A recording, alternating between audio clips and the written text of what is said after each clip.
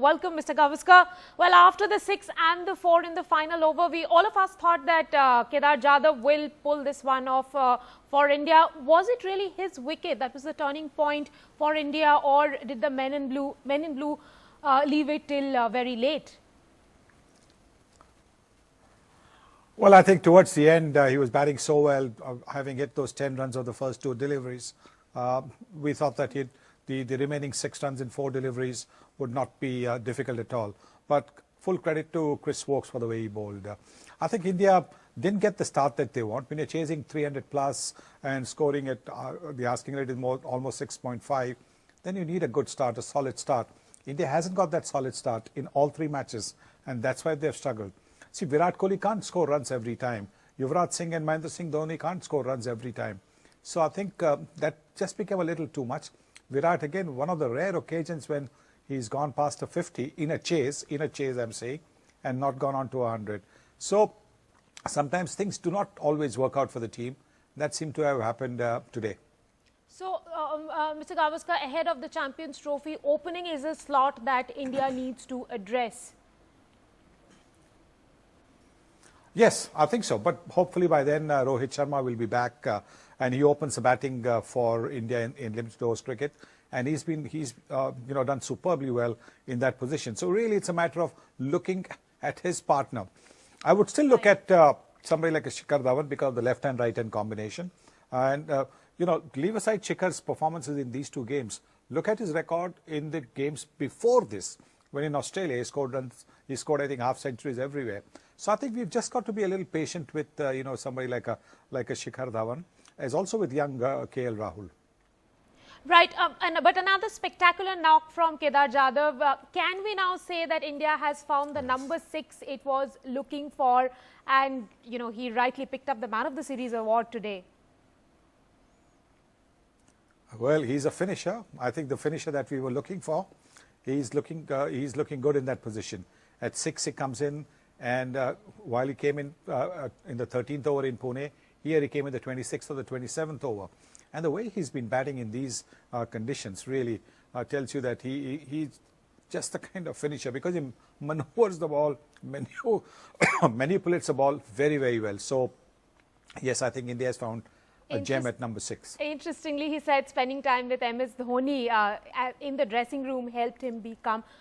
Mr. Gavaskar, the other person who really put in a great deal of effort today was Hardik Pandya, 43 ball, 56.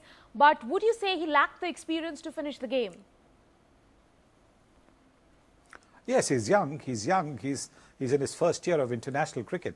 So you can't really expect him to get everything right. But he's a trier. He gives it everything. You see him in the field, he's giving it everything. He's picked up wickets. He's got this knack of picking up wickets when he comes into bowl in the second spell.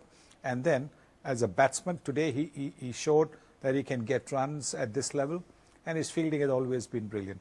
As I've always been saying that, you got to be patient with some of these younger players. And I think we need to be patient with Hardik Pandya as well.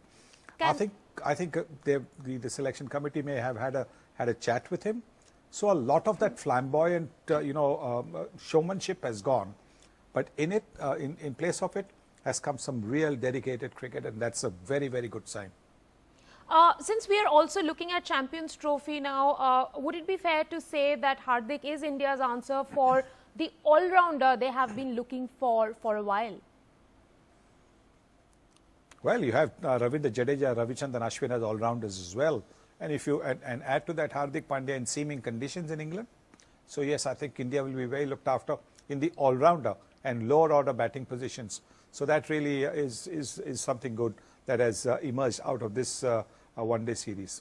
Right. Talking a little more about this game, when Morgan said after the game that the Eden track looked like an English wicket, they won because the wicket helped the bowlers. Do you think the same?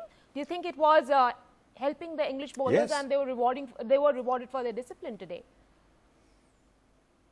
Yes, in fact, at the pitch report, I did say that the team winning the toss should bat first, because it would be difficult to bat second, because the dew would help that little bit of grass on the surface to get the ball to move, to skid, and that's what was happening. The ball was climbing off a length unexpectedly. One struck Yuvraj Singh, a nasty blow in the chest. Right. There were a couple of other deliveries which hit the batsman on the gloves.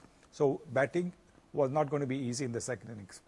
Right, 3 matches, 2,090 runs scored. It was a very tough series for the bowlers. Well, limited overs cricket has been tough now for the bowlers with all these, the rules which are there, the stringent wide down the leg side, the stringent bouncer, being called a wide, which is slightly above the batsman's head. So all these rules have actually benefited the batsman, plus the short boundaries as well. Right. So I think maybe there has to be something done to help the bowlers.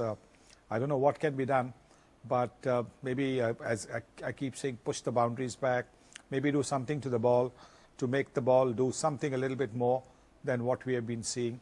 I think something should be done to ease the problems for the bowlers. Right, Champions Trophy is the next one-day tournament that we play. You've already said that opening is one of the areas that India needs to look at. What are the other areas you think India needs to address going into that tournament in England in June?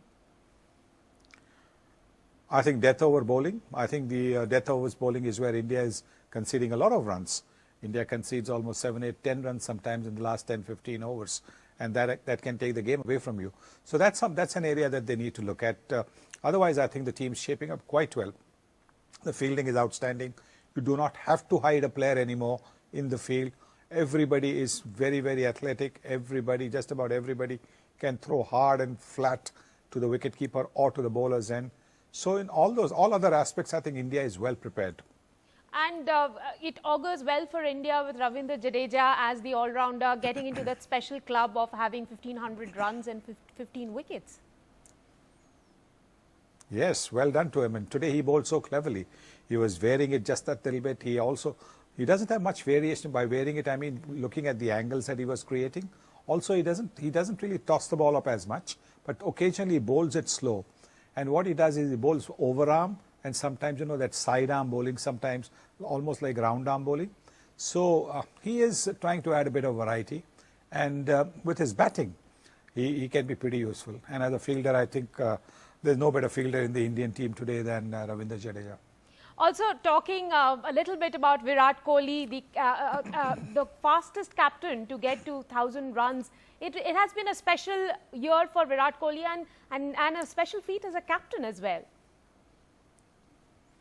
Yes, I think as a captain getting to the quickest 1,000 ahead of somebody like an A.B. de Villiers. Right. If you have a look at the names of those 5, 7 people there, I think those are all big names, illustrious names in one-day internationals.